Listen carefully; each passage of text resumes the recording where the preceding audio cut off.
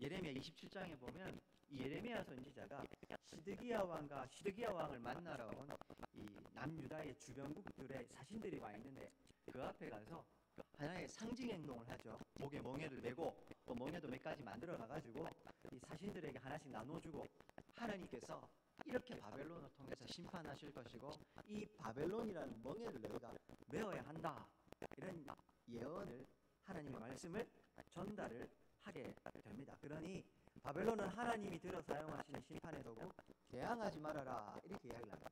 오늘은요, 그 내용에 이어지는 내용으로 하나냐라는 선지자가 등장을 해서 그 반대의 메시지, 비록 이 바벨론이 우리를 압제할 거지만 2년 내에 곧 이 압제는 끝나고 심지어 포로로 끌려갔던 사람들도 다 돌아온다, 걱정하지 마라, 이런 메시지를 전하는 내용이 이어지고 있습니다. 본문 보시겠습니다. 먼저 1절부터 4절 보십시오. 그해 곧 유다왕 시드기야 4년 5째 달에 기브온 아술의 그 아들 선지자 하나야가 하나님의 성전에서 그 이 제사장들과 모든 백성들, 여기는 또 예레미야 선지자도 있습니다. 그들 앞에서 이야기를 합니다. 2절, 만군의 여호와 이스라엘의 하나님이 이와 같이 말씀하셨다. 뭐라고요? 내가 바벨론의 왕의 멍에를 꺾었다. 3절, 내가 바벨론 왕 느부갓네살이 이곳에서 빼앗아 바벨론으로 옮겨갈 여호와의 성전 모든 기구 2년 안에 다시 이곳으로 되돌려 오리라. 지난 시간에 살펴보셨죠? 이 바벨론 왕궁에서 잔치를 벌이는데 빼앗아간 하나님의 성전 기구들 가지고 술잔으로 그걸 사용하는 모습도 잠깐 보여드렸, 이 말씀으로 좀 확인해 드렸습니다. 그런데 포로들도 돌아오고 그것도 다 돌아올 거라고 이야기를 합니다. 심지어 4절, 내가 또 유다의 왕 여호야김의 아들 여호야긴입니다. 2차 포로로, 1차, 2차 포로로 끌려갈 때 바벨론 포로 총 3번 끌려가는데 1차 포로 때 다니엘과 친구들도 끌려가고 해서 이 1, 2차 때 포로로 끌려가고 많이 이 성전 기물도 가져갔었는데, 그때 끌려갔던 여호야김의 아들 여고니야, 불과 즉위한 지 몇 달 되지 않았던 여호야긴, 그도 끌려갔었는데 그도 이제 돌아올 거라고 합니다. 여고니아와 바벨론으로 간 유다 모든 포로를 다시 이곳으로, 어디요? 예루살렘이죠. 돌아오게 하리니 이는 내가 바벨론의 왕의 멍에를 꺾을 것임이라 여호와의 말씀이다. 이렇게 이야기를 하고 있습니다. 하나님의 말씀입니다 하면서 그런 희망적인 메시지를 오늘 하나야가 전하고 있습니다. 먼저 오늘 본문에 보시면요, 이 말씀이 언제 임하고 있습니까? 시드기야 왕 제4년에 임하고 있습니다. 27장과 내용적으로 이어지는 건데, 더군다나 1절에 보면 그 해에, 꼭 그 해가 시드기야 왕 4년이라고 이야기를 하고 있습니다. 그렇게 따지면 전장에서 있는 27장은 그러면 이 시드기야 왕 4년이라고 볼 수 있겠네요. 예, 그렇게 볼 수 있습니다. 그러나 우리의 기억을 좀 더듬어 보시면 27장 1절에는 분명히 이 말씀이 여호야김 왕 시대에 임했고 이게 시드기야 왕 때 전달되고 있는 내용을 말씀을 드렸습니다. 즉 하나님께서 예레미야에게 여호야김 시대의 말씀을 전해주셨고, 예레미야가 그거 가지고 있다가 마음에 가지고 있다가 시드기야 왕이 다스릴 때 그걸 전달한 것으로 볼 수 있다고 말씀을 드렸습니다. 마찬가지로 27장과 28장이 내용적으로 장이 구분이 되어 있죠. 그래서 그 27장의 그 해가 시드기야 왕 4년으로도 볼 수 있지만, 오히려 이 시드기야 왕 이 시대에 전달된 예레미야가 전한 말씀이 일정 기간 동안 이 이스라엘 사회 내에서, 유다 사회 내에서 논쟁이 있다가 어느 특정한 한 시기, 오늘 본문에 등장하는 대로 시드기야 왕 제4년 5째 달에 이것이 공개적으로 하나야가 일종의 논쟁한 것으로 볼 수 있습니다. 그러니까 27장의 내용과 28장의 내용은 이어지지만 동시에 그렇다고 해서 27장의 내용이 꼭 시드기야 왕 4년이라고 볼 필요는 없을 것 같습니다. 중요한 것은 예레미야가 전달한 이 메시지가 당시 유다 사회에 굉장한 파장을 일으켰을 거라는 겁니다. 심지어 일종의 퍼포먼스죠. 멍에를 매는 이 모습을 통해서 하나님의 뜻을 선명하게 전달하고 보니 이게 왕궁에서 전달된 이야기 아닙니까? 그러니 이게 일파만파 지역사회로 퍼져나갔고 유다 사회 전체가 어쩌면 이 예레미야 예언 때문에 아마 이 사회가 아마 들썩들썩하고 있었을 겁니다. 그런 와중에 그 논쟁들이 이어지던 중에 이제 하나냐라고 하는 선지자가 공개적으로 예레미야의 예언, 하나님으로부터 온 예언을 반론하고 있는 것으로 볼 수 있습니다. 어쨌든 유다 사회가 굉장히 혼란스럽고 이런저런 이야기들이 많을 때 하나냐라고 하는 선지자가 등장을 합니다. 특별히요, 그를 지칭할 때 성경은 기브온 아술의 아들 선지자 하나냐 이렇게 설명을 하고 있습니다. 여기서 기브온 아술, 기브온은 지역을 이야기하는 거고요. 아술은 이 하나냐 선지자의 아버지를 이야기하는 거니까 기브온 출신의 아술의 아들 하나냐 이렇게 되는 겁니다. 성경에서 누군가를 이야기할 때 그 사람의 출신 지역과 이 아버지나 조상들을 이야기하면 꽤 유력한 인물로 일단은 보셔야 된다 말씀을 드렸습니다. 그런데 하나냐라는 선지자 혹시 들어보셨습니까? 성경에 알려져 있지 않는, 별로 유명하지 않은, 오늘 본문 보시면 알겠지만 거짓 선지자입니다. 우리에게는 알려져 있지 않은 거짓 선지자지만 이 말씀이 전달되는 시대의 하나냐는 꽤 영향력 있는 인물이었음을 알 수 있는 이 소개인 겁니다.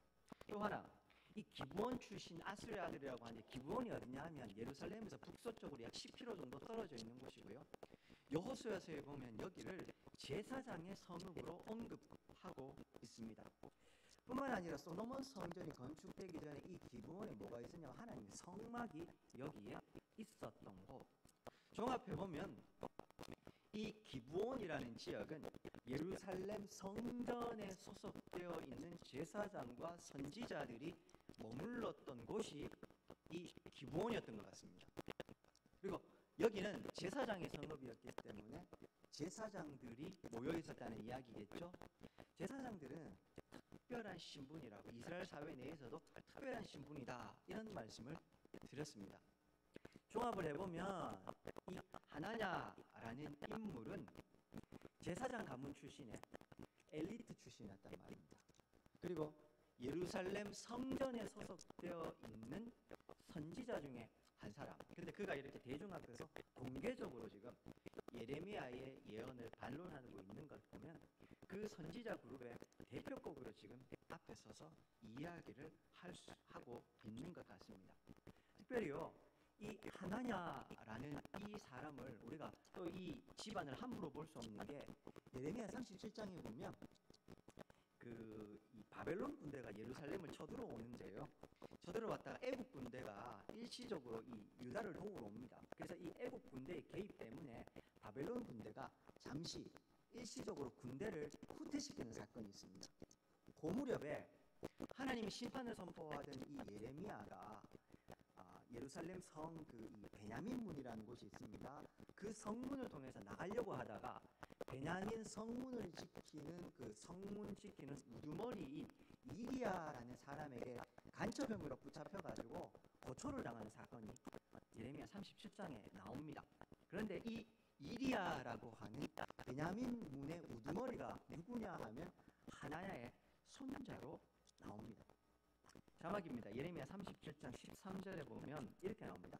베냐민 문에 이른즉 하나야의 손자여 셀레마의 아들인 이리야라 하는 문지기의 우두머리가 선지자 예레미야를 붙잡아 이르되 네가 갈대아인에게 항복하려 하는도다 하면서, 갈대아인 바벨론을 이야기하는 겁니다.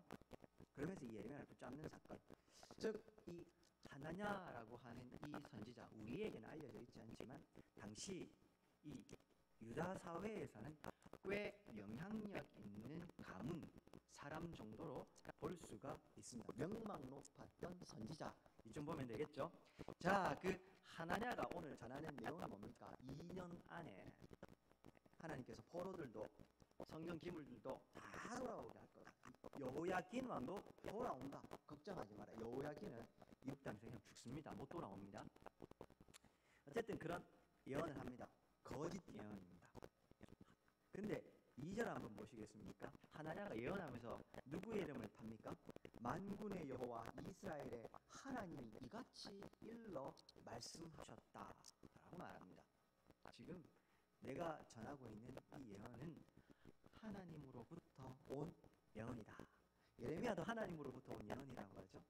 하나냐도 똑같이 이야기를 합니다. 그러자 이제 5절부터 9절 예레미야의 반응이 나옵니다. 선지자 예레미야가 여호와의 성전에 서 있는 제사장들과 모든 백성들이 보는 앞에서 하나냐에게 말을 합니다. 6절 뭐라고 합니까? 첫 번째, 선지자 예레미야가 이야기합니다. 아멘. 여호와는 이와 같이 하옵소서. 여호와께서 너 하나냐가 예언한 대로 이루사 여호와의 성전 기구와 모든 포로를 바벨론에서 이곳으로 되돌려오기를 원합니다. 첫 번째, 당신이 이야기하고 있는 대로 하나님께서 속히 우리를 구원하시고 회복하셔서 우리 모두가 다 돌아오면 저도 좋겠습니다. 그러나 7절, 너는 내가 네 귀와 모든 백성의 귀에 이르는 이 말을 잘 들어라. 8절, 나와 너 이전의 선지자들이 예로부터 많은 땅들과 큰 나라들에 대하여 전쟁과 재앙과 전염병을 예언했다. 그렇죠? 예레미야 이전에 많은 선지자들이, 이사야 선지자도 있었고 수많은 선지자들이 예언을 했었습니다. 그 얘기를 하는 겁니다. 수많은 선지자들이 나처럼 또 전쟁과 재앙과 전염병, 하나님 심판에 대해서 예언했다. 9절, 평화를 예언하는 선지자는 그 예언자의 말이 응한 후에야 그가 진실로 여호와께서 보내신 선지자로 인정받게 되리라. 이렇게 이야기를 합니다. 이 무슨 말일까요? 예레미야가 이 하나님의 선지자를 듣고 첫 번째, 자신의 인간적인 바람을 말한 겁니다. 저도 하나님 선지자 당신이 이야기한 대로 나도 하나님의 말씀이 하나님께서 속히 우리를 회복해 주시기를 원한다. 그렇게 이야기하는 겁니다. 자신의 나라와 민족이 망하기를 원하는 그 선지자가 있습니까? 없습니다. 자기가 섬기는 교인들이 잘못되기를 원하는 목사? 아무도 없습니다. 내 자녀가 잘못되기를 원하는 분 계십니까? 없습니다. 예레미야가 그 얘기를 하고 있는 겁니다. 누군들 긍정의 메시지, 축복의 메시지 하고 싶지 않겠냐라는 겁니다. 그래서 나도 당신처럼 그렇게 해주면 참 좋겠습니다. 그러나 지금부터 제가 하는 말 잘 들으십시오 하면서 8절과 9절에 이야기를 합니다. 많은 선지자들이 많은 예언을 했습니다.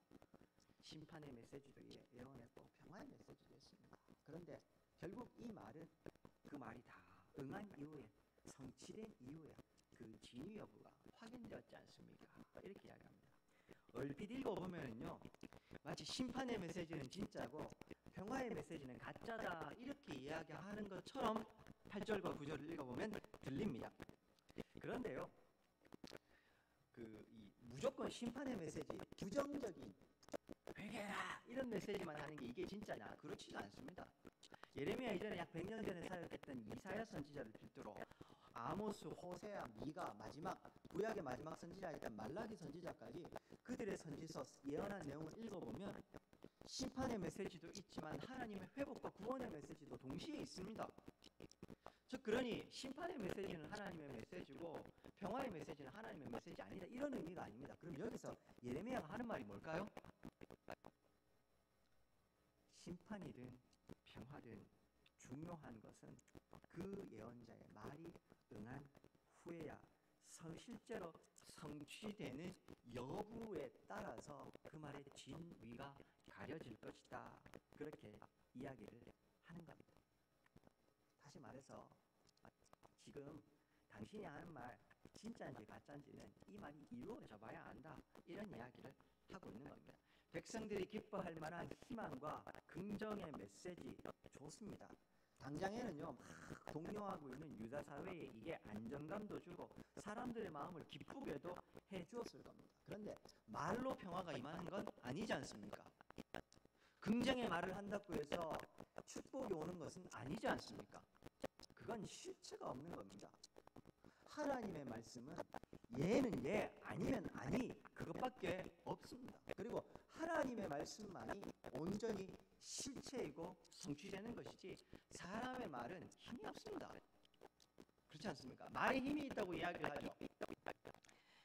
예, 저도 그게 심리학적인, 사회학적인 연구 결과를 모르는 바는 아닙니다만, 결론부터 말씀드리면 오직 하나님의 말씀이 능력이 있고 힘이 있는 겁니다. 긍정적인 말한다고 해서 긍정적인 일이 생긴다고요? 예, 물론 무조건 부정적인 말들만 쏟아내고 있는 사람들은 그 말을 좀 긍정적으로 바꿀 필요가 있습니다. 그런데 궁극적으로 마음이 바뀌어야죠. 그 마음의 중심이 바뀌는 게 중요한 건 아닙니다. 말만 긍정적으로 한다고 좋은 상황이 오는 거 아닙니다. 하나님의 말씀만이 실제를 실현시켜 주는 겁니다. 예레미야가요, 이렇게 반응을 보이자 하나냐가 어떻게 하냐면 이어지는 10절과 11절 보십시오. 뭐 하고 있습니까? 예레미야가 아마 그때까지 멍에를 메고 있었던 것 같아요. 그러자 이 멍에, 나무로 만든 멍에를요 빼앗아가지고 꺾어버립니다. 부러뜨려 버렸다고요. 나무로 만든 거니까 이거 뭐 부러뜨릴 수 있었겠죠. 부러뜨립니다. 그러면서 11절 백성 앞에서 말합니다. 여호와께서 이와 같이 내가 2년 안에 모든 민족의 목에서 바벨론의 왕 느부갓네살의 멍에를 꺾어 버릴 거다. 이렇게 이야기를 합니다. 예레미야도 상징 행동을 통해서 하나님의 말씀을 전했죠. 사람 백성들이 말을 안 들으니까 행동을 통해서, 퍼포먼스를 통해서 보여준 겁니다. 하나냐도 마찬가지인 겁니다. 예레미야, 네가 상징 행동했냐? 나라고 못할 것 같냐? 그러면서 그 목에 이 멍에를 빼앗아서 꺾어 버리는 겁니다. 확실하게 백성들에게 자신이 전달하고자 하는 뜻을 하나냐도 전달하고 있는 겁니다. 근데요, 지금 하나냐하고 예레미야하고 전혀 다른 반대의 심판과 구원 내용을 가지고 논쟁을 벌이는 거 아닙니까? 근데 이 상황에서 11절 마지막 부분 보십시오. 이 정도로 강하게 하나냐가 말하자 선지자 예레미야 어떻게 하고 있습니까? 선지자 예레미야가 어떻게 해요? 자기의 길을 가니라. 그냥 돌아서서 돌아와버립니다. 자기 집으로 돌아갔다 이 말입니다. 보통요, 두 사람이 논쟁을 벌입니다. 논쟁을 벌이는데 서로 각자의 주장을 얘기하다 저쪽에서 강한 메시지를 이야기하면 내가 어떻게 해야 됩니까? 더 강하게 응수를 해야죠. 그렇죠? 근데 만약에요, 서로 논쟁이 벌어지는 상황에서 저쪽에서 예를 들면 오늘 본문 같지만 하나냐가 강한 모습을 보이자 예레미야가 돌아서 그냥 와버립니다. 이거 어떤 의미를 내포하고 있습니까? 상대방의 의견을 인정하거나 최소한 당신의 이야기에 나는 더 이상 논리적으로 내세울 만한 의견이 없다, 내가 졌습니다 하는 것을 드러내는 겁니다. 그렇지 않습니까? 백성들 앞에서요, 모든 사람이 지켜보는 앞에서 공개적으로 토론하는데 예레미야가 그냥 접고 돌아서고 있는 겁니다. 때때로 죽음도 무릅쓰고 백성들 앞에서 하나님의 말씀을 전했던 예레미야가 오늘은 어째서 이렇게 무기력하게 돌아서는 것일까? 추측해 보면 여러 가지 의견이 나올 수 있습니다. 아이고, 저 정도로 이야기하는데 더 이상 말해도 안 되겠구나. 내가 말하는 거 더 이상 의미가 없다. 돌아왔을 수도 있습니다. 혹은 분위기가 심상치 않으니까 야, 이거 이러다가 또 붙잡히겠다. 그래서 돌아서는 것일 수 있습니다. 그런데요, 이어지는 12절부터의 구절을 보면 예레미야가 왜 이런 행동을 하는지 실마리가 나옵니다. 12절 13절에 보면 예레미야가 돌아온 다음에요, 하나님께서 예레미야에게 찾아오셔서 다시 말씀을 하나 주시죠. 나무 멍에를 꺾었느냐? 내가 쇠 멍에를 만들어서 반드시 이 심판이 임하게 하겠다라고 말씀하십니다. 하나님께서 예레미야에게 다시 이 말씀을 하셨다는 의미는 뭘까요? 하나야가 지금 멍에를 꺾고 강하게 지금 하고 있는 이 하나야의 주장에 대해서 예레미야는 하나님으로부터 받은 지침이 없는 겁니다.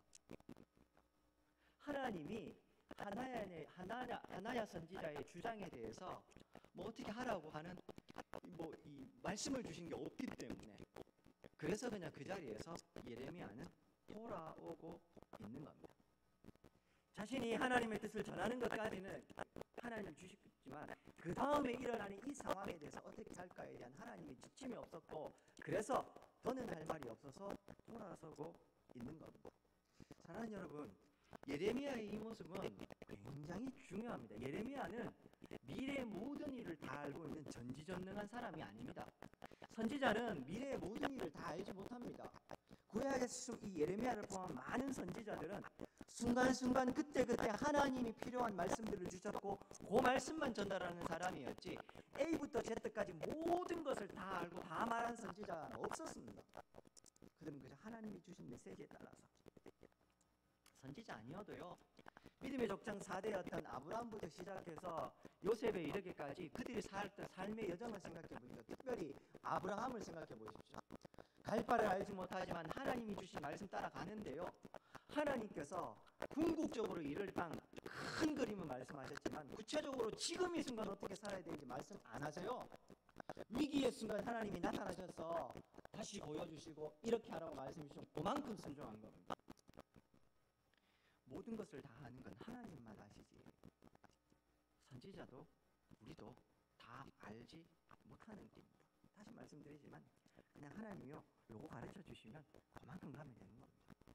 하나님이 한 걸음 앞으로 내디디시면 그렇게 한 걸음 따라가고 또 한 걸음 내디디시면 또 한 걸음 따라가고 그래야 하는 겁니다. 인간이요, 하나님이 주신 지성 때문에 미래에 대해 영원히 살지도 못하면서 영원한 세상에 대한 동경과 호기심이 있습니다. 우주 끝에 뭐가 있는지 우리는 사실은 우주 끝까지 갈 수도 없어요. 능력도 없어요. 하지만 거기에 대한 궁금증이 있어요. 하나님의 형상 때문에 궁금증이 있는 겁니다. 문제는 오늘 하나님이 우리에게 원하시는 건 그 손에 잡히지 않는 미래와 보이지 않는 것들에 대한 두려움과 불안과 궁금증이 있지만, 가질 수는 있지만 하나님이 말씀하시지 않으면 그 순간에 멈추어져서 다시금 하나님 앞에 경건한 모습으로 겸손하게 돌아가야 될 필요가 있다는 사실입니다. 오늘 예레미야는 더 이상 할 말이 없었던 겁니다. 그리고 이 하나냐의 말이 틀린지 진위 여부 또한 하나님이 알려주시지 않아서 말하지 않습니다. 나에게 하나님의 말씀이 임하셨다면 저 사람에게도 임할 수 있다고 생각을 한 겁니다. 그래서 하나님의 말씀이 응한 이후에, 이루어진 이후에야 이 말의 진위 여부는 한가름 났다 하면서 돌아서고 있는 겁니다. 혼란스러운 시대를 살아가고 있습니다. 미디어의 홍수죠. 각종 정보들이 넘쳐납니다. 당연히요, 우리에게도 하나님의 백성인 성도들에게도 이렇게 살아야 된다, 저렇게 가야 된다, 저거 해야 된다, 이거 해야 된다, 수많은 이야기들이 있습니다. 어떻게 사는 건지, 참된 성도의 삶인지 너무 많은 이야기들이 있습니다. 교회는 어떤 모습으로 서 있어야 되는지에 대해서 저보다 더 똑똑한 분들이 많으세요. 저보다 더 많은 이야기들을 하십니다. 예레미야가 살았던, 그리고 오늘 이 말씀이 선포되는 시드기야 시대도 그랬습니다. 이미 바벨론 군대는 2번이나 이 예루살렘을 침략해서 포로들을 끌고 간 상황이었고, 심지어 성전도 약탈당한 상황이었습니다. 왕까지도 끌려간 상황. 그렇다면 이 예레미야가 살았던 시대 예루살렘의 모습이 어땠을지 상상해 보십시오. 얼마나 혼란스럽고 얼마나 많은 이야기들이 있었겠습니까? 이런 혼란한 상황에서 앞선 지도자들의 모습은 어때야 됩니까? 특별히 영적인 리더라고 하는 종교 지도자들요, 왜 당연히 종교 지도자들이라면 하나님의 뜻이 뭔지 이야기를 해주고, 말 그대로 리더니까요, 어떻게 가야 하는지에 대해서 설명해주고 가르쳐주어야 할 책임이 있는 거예요. 그러니 오늘 이 하나냐도 그렇고 이야기를 하는 겁니다. 그것이 희망의 메시지면 참 좋은데 어쨌든 대안을 알려주어야 합니다. 특별히 나라가 어지러울 때는 더 그렇죠. 그런 상황에서 하나냐라는 선지자는 상징 행동까지 하면서 희망에 찬 메시지를 전해주고 있습니다. 근데 반대로 예레미야는 엉뚱한 거 목에 멍에 메고 와가지고 이거 지금 우리 지금 이 정도로 끝나지 않고 우리 도망합니다. 바벨론에 와서 우리 압제하게 될 거고 우린 거기에 싸워서도 안 됩니다. 이런 이야기를 하고 있어요. 자, 두 선지자가 있습니다. 심판을 이야기하는 예레미야와 구원을 이야기하는 하나냐, 절망을 이야기하는 예레미야와 희망을 얘기하는 하나냐, 누구의 이야기를 들어야 할까요? 만약에 우리가 그 시대로 돌아간다면 누구의 이야기를 듣겠습니까? 객관적인 사실만 놓고 보면요, 하나냐가 훨씬 설득력이 있어요. 첫째, 그는 믿을 만한 제사장 가문 출신, 본래부터 예루살렘 성전 소속의 엘리트 선지자.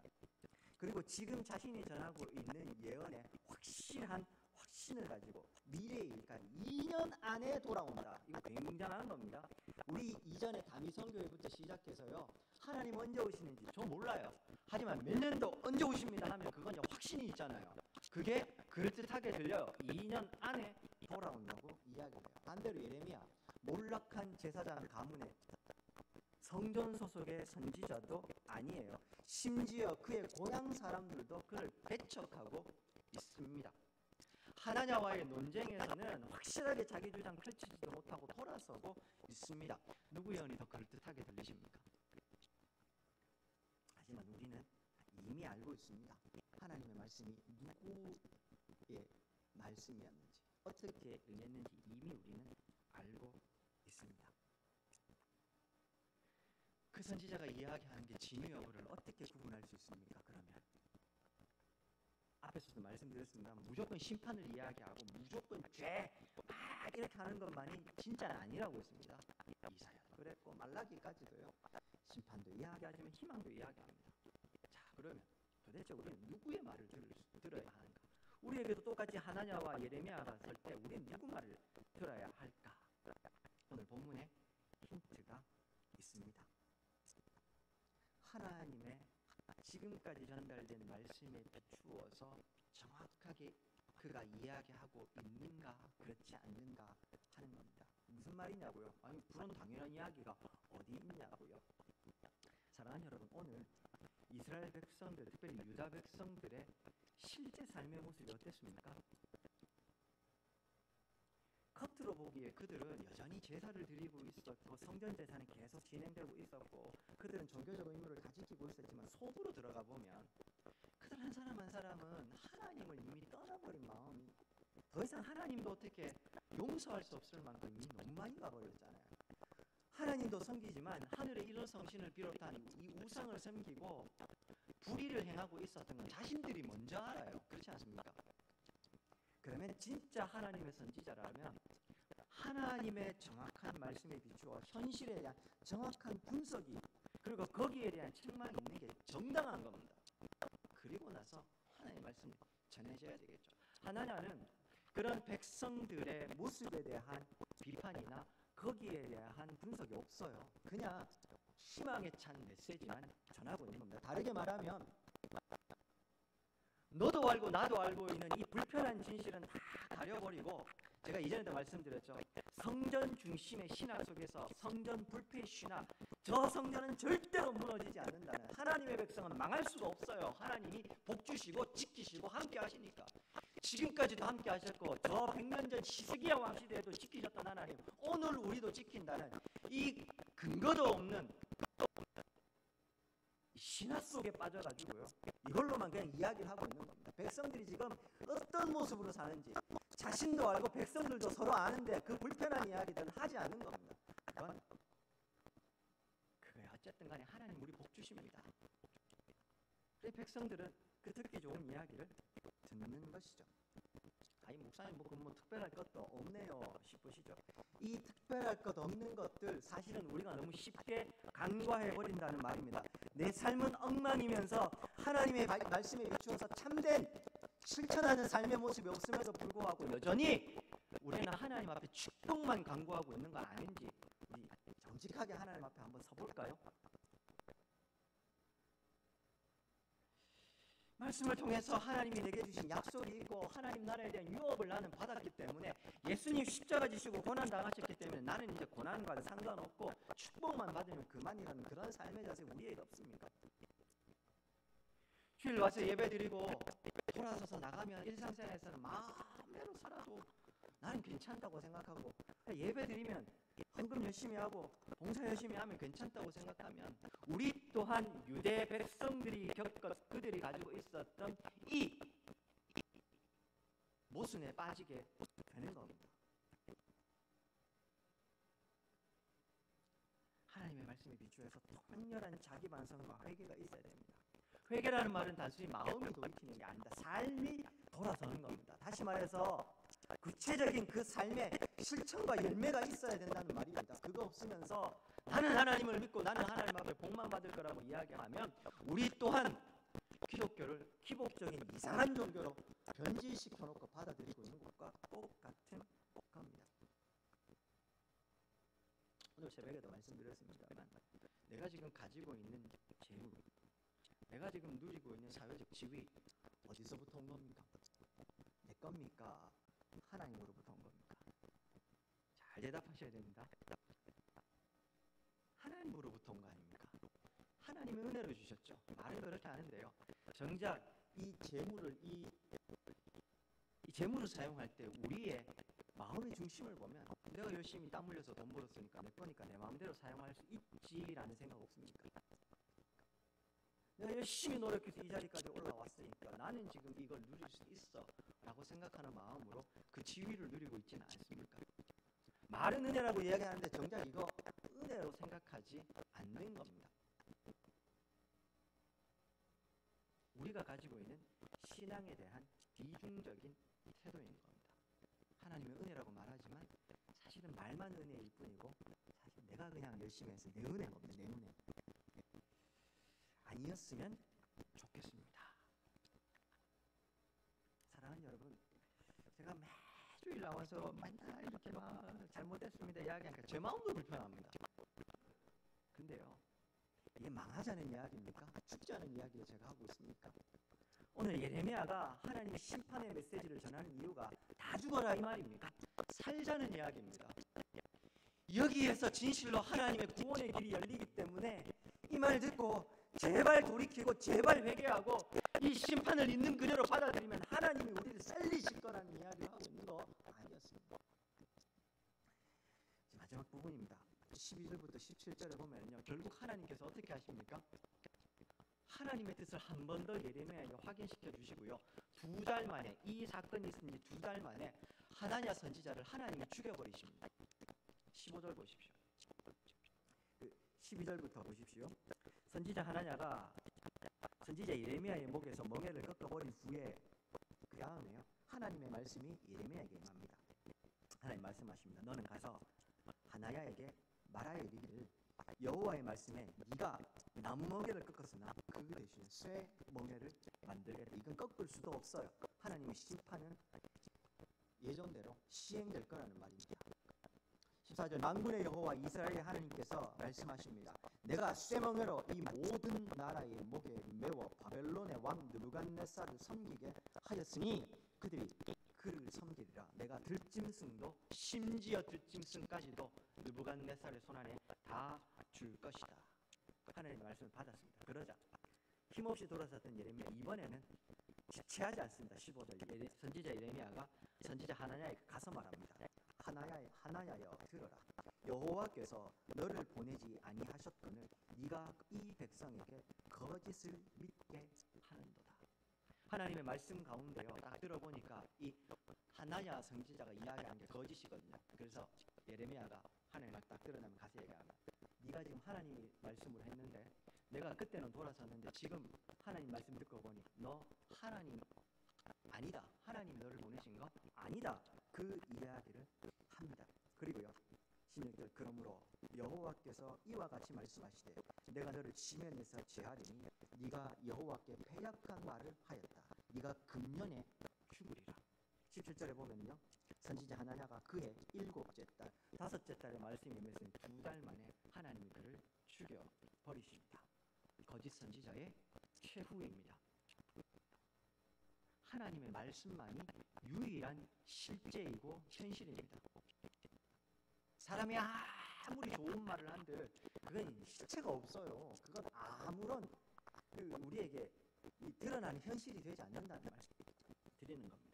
그리고 오늘 말씀은 이렇게 마무리가 됩니다. 사랑하는 여러분, 말씀을 좀 맺겠습니다. 오늘 본문에요, 16절에 보시면 예레미야가 하나님의 말씀을 이제 하나야 선지자에게 전달하면서 네가 여호와께 패역한 말을 하였다 이렇게 이야기를 하죠. 이 패역이라는 이 단어가요, 사라라고 해서 이걸 다르게 번역을 하면 반역, 배교 이런 뜻이 됩니다. 그러니까 네가 지금 반역의 말을 했다, 배교하는 말을 했다 이렇게 이야기를 하는 겁니다.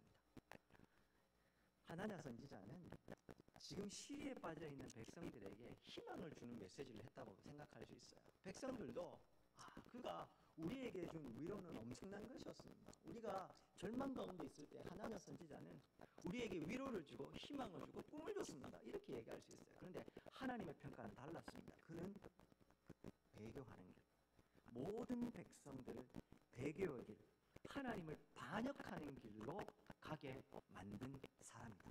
그게 하나님의 평가였습니다. 이 말씀을 저는 오늘 무겁게 받아들입니다. 저뿐만 아니라 교회 앞장서 계시는 분들은 이 말씀을 반드시 기억해야 됩니다. 적당히 타협하고 적당히 사람들이 듣기 좋은 말 할 수 있습니다. 그런데 목사는 그런 말 하는 사람이 아니죠. 성도는 그렇게 살아가는 사람들이 아닙니다. 예수 그리스도께서 직접 죽으셔서 보혈의 공로로 목숨 주셔서 나를 살려주셨지 않습니까? 내가 예수로 사는 사람들 아니었습니까? 내 마음대로 적당히 타협하고 사는 삶이 아니라는 말입니다. 철저하게 하나님 말씀 듣고 그 말씀에 기초한 삶을 살아야 됩니다. 강대상에 서 있는 목사는 당연히 성도들이 듣기 좋은 말을 하는 게 아니라 하나님의 뜻에 합당한 말씀에 비추어 어긋남이 없는 메시지를 전달해야 하는 사람입니다. 사랑하는 여러분, 특별히요 오늘 이 예레미야의 모습, 특별히 하나냐의 모습에서 우리가 좀 생각을 좀 잘 해봐야 됩니다. 어쩌면 하나님의 말씀대로 사는 게요 우리로 하여금 자존심이 상할 수도 있어요. 내 권위에 상처가 날 수 있다고요. 예레미야 보십시오. 아무 말도 못하고 하나님이 더 이상 지침을 주신 게 없이 돌아서잖아요. 그렇지 않습니까? 어떻게 보면 그건 선지자로서 자존심 상하는 일이 될 수 있습니다. 욕을 얻어먹는다고요. 그래 잘난 척 하더니만 하나냐 선지자 나타나니까 한마디도 못하네. 봐라 그럴 줄 알았다. 하나님의 길을 걸어간다는 건 그런 것 같습니다. 하나님이 우리에게 당신의 뜻을 전달해 주셔서 그런 것 같습니다. 예레미야 외로웠을 겁니다. 근데요 좀 답답하고 느려도 괜찮을 것 같습니다. 때때로 내 자존심 상한다고요. 그 자존심도 좀 내려놓으면 또 어떻습니까? 어차피 나는 죽고 나는 이제 예수로 사는 인생이고 보면 그 예수 그리스도를 위해서 내 자존심 좀 죽이고 또 내가 지금 원하는 대로 좀 안 된다고 해서 좀 어떻습니까? 하나님의 뜻이 이루어질 수 있다면 내 자존심 죽는 게 그렇게 중요한 문제입니까? 성도는 철저하게 하나님의 뜻을 위해서 그 하나님의 말씀대로 살아가는 백성들입니다. 이거 놓쳐버리면 안 됩니다. 기억하셔야 합니다. 그리고 또 하나, 예레미야가 오늘 하고 있는 이 사역의 모습을 저는 좀 무겁게 봤습니다.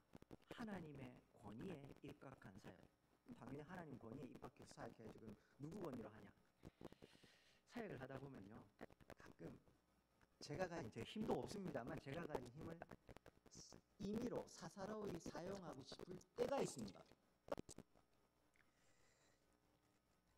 막 이야기를 하고 있다가요 지금 물러서면 제 자존심이 좀 상할 수 있거나 혹은 지금 내가 한마디 하지 않으면 제 권위가 좀 상할 것 같은 순간이 있습니다.